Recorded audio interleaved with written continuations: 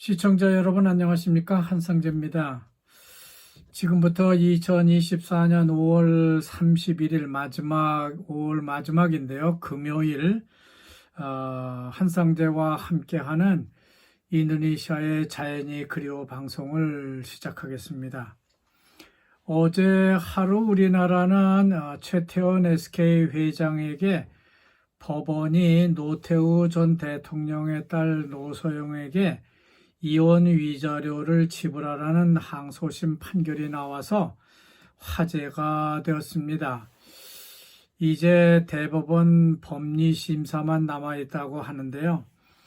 대법원에서 법리상 문제가 없다고 판결하게 되면은 SK그룹 최태원 회장은 무려 1조 원이 넘는 돈을 현금으로 지불을 해야만 한다고 합니다. 거기다 위자료도 있는데요. 그건 20억 원 정도 된다고 하네요. 1심 판결 때보다 20배나 더 많은 벌과금을 때린 것입니다. 어쨌든 한국 여성들은 그 인터넷에서 최태원 회장을 못된 놈이라고 욕하고 있습니다. 자, 그건 대법원 판결까지 좀 기다려봐야 될 것 같고요. 저는 자카르타 톱뉴스로 찾아가 보겠습니다. 오늘 토픽은 세 꼭지가 되겠습니다. 하나는 부패근절위원회, 그러니까 카페카를 구성하는 위원 선정위원회가 의심스럽다는 뉴스가 있습니다.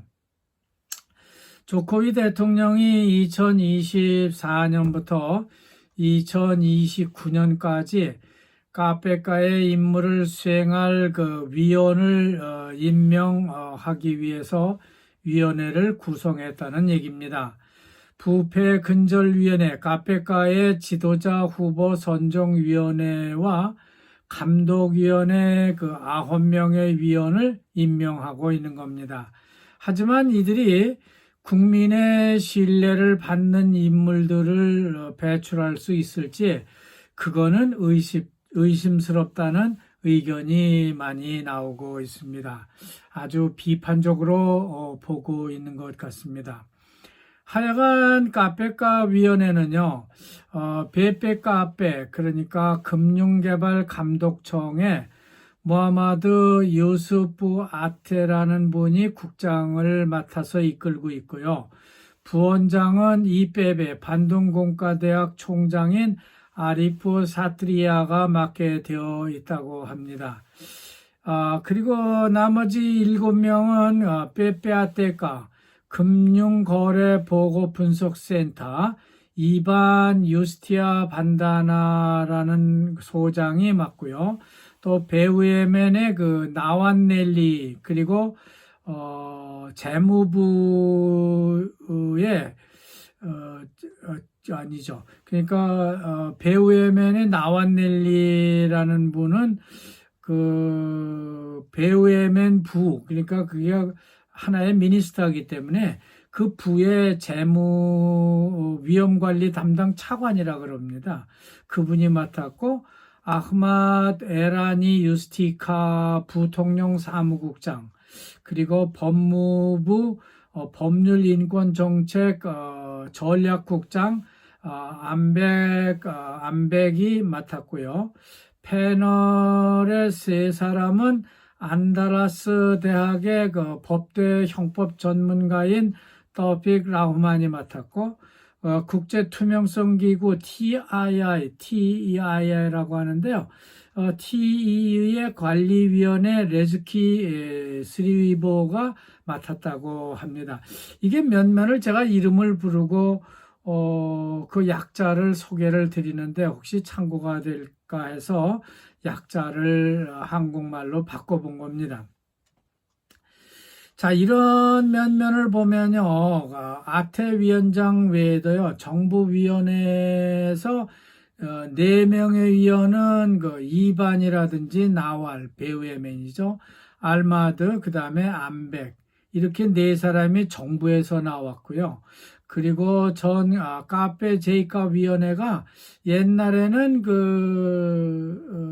경찰이나 이런 데서 추천을 받아서 했습니다. 그러니까 국민들의 추천에 의해서 이루어졌었는데 이번에는 대통령이 임명을 하니까 이게 정부에 의해서 모든 게 지배되고 있구나. 카페카가 정부에 의해서 컨트롤되고 있다고 하는 것을 지적하고 있는 겁니다. 그러니까 카페카는 이제부터 정부의 입김이 세질 것이라고 하는 것이죠.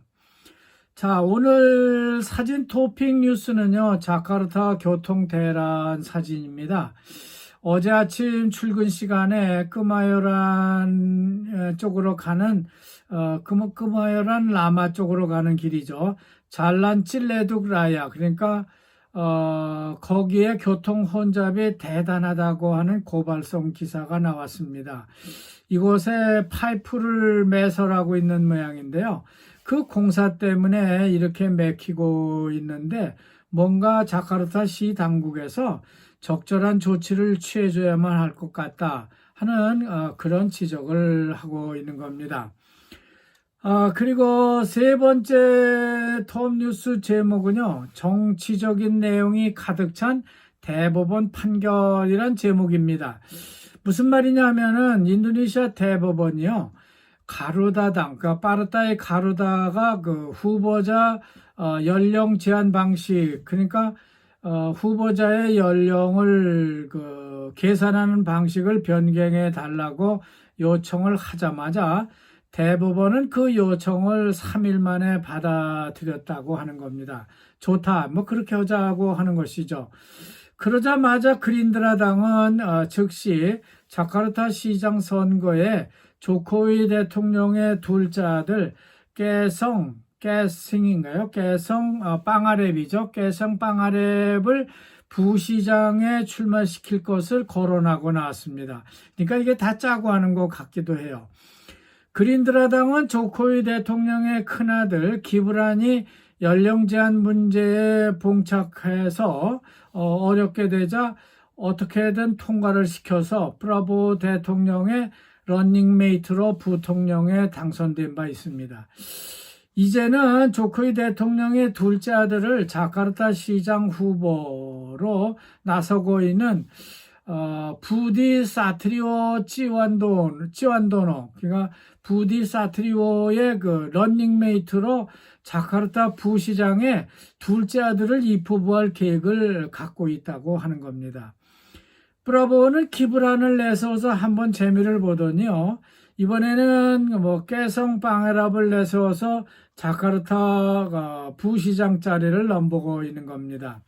이미 조코위 대통령 승인은 받은 것 같습니다. 그러니까 조코위 대통령은 여기에 대해서 아무런 코멘트를 하지 않고 있는 거로 비추어 볼 때 아마 대통령도 다 알고 있는 것 같습니다.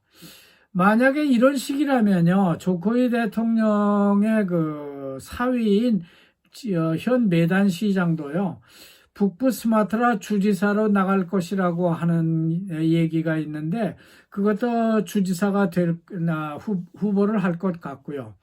그리고 족자에 있는 술레이만 군의 며느리가 나갈 것이라는 말도 있었는데 뭐 그것도 사실화 될 것 같습니다.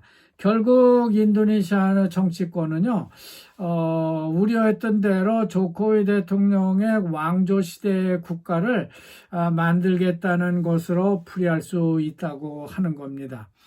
자, 다음은 담배 연기 없는 어린이 친화적인 도시 만들기에 대한 기고문이 나와서 좀 읽어봤습니다. 하지만 인도네시아 담배 산업은요, 10세에서 18세 어린이를 포함해서 주로 청소년을 주요 타겟으로 삼고 있는 게 사실이죠. 그래서 매년 어린이 흡연율은 계속해서 증가하고 있습니다. 요즘 전자담배까지 급속도로 퍼지고 있어서 이 흡연율은 계속 올라갈 것으로 예상됩니다. 그런데 이상하게도 인도네시아는요, 담배 산업은 중국계 화교들이 모두 잡고 있습니다. 그러니까 중국인들이 담배를 많이 인도네시아 사람들을 피우게 해가지고는 건강을 해치게 하는 것이 아닌가 하는 그런 생각도 들 정도입니다. 하여튼 2021년 세계 성인 담배 흡연율 조사를 하는 기관이 있는데 GATS라고 합니다.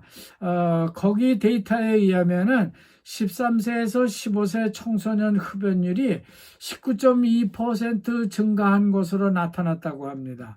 2019년 글로벌 담배 설문조사도 보면은 13세에서 15세 학생 중 5명 중에서요, 1명은 담배를 피운 적이 있다고 하는 설문조사에 답했다는 기록도 나옵니다. 이처럼 어린이들 흡연자는 인도네시아가 계속 늘어나고 있는 추세라고 하는 것이죠.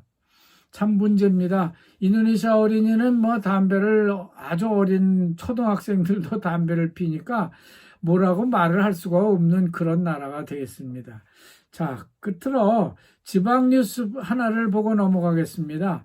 서부 스마트라 북기띵기에서 멀리 내다볼 수 있는 마라피 화산이 어제 다시 폭발했다고 합니다. 머라피, 족자에 있는 머라피가 아닙니다. 이 마라피 화산은 2분 이상 폭발이 계속됐다고 하니까 상당히 오랫동안 폭발을 한 것 같아요. 폭발의 그 압력은 연기가 그 화산재가 2km 이상 튀어 올랐다고 하니까 상당한 압력으로 폭발을 하고 있는 것 같습니다. 하여간 여길 가는 한국 사람은 없으리라 생각하는데요. 그래도 거길 가실 분들이 계시다면은 상당한 주의가 요망된다고 하겠습니다. 요즘 제가 포도원 일을 막바지 일을 하다 보니까요, 뭐 상당히 피곤해서 밤에 하고 있습니다만, 지금은 포도나무가 뭐 너무 자라고 포도알이 이 좁쌀보다는 큽니다. 이게 상당히 그래도 크게 자랐기 때문에 이제는 순지르기를 마치고 알속기를 할 차례가 되었습니다. 그래서 아침마다 포도나무 때를 통으로 때려서 일부 포도알이 그저 낙하시 하도록 그런 작업도 하고 있습니다. 그러니까 저는 이 작업을 포도나무 맴매라고 그러는데요. 이 맴매가 끝나면은 이제 봉지를 씌우고 곧장 저는 자카르타로 돌아가서 여러분을 뵐 예정입니다. 자, 오늘 자연이 그리워 방송은 여기서 마치겠습니다. 시청자 여러분 대단히 감사합니다.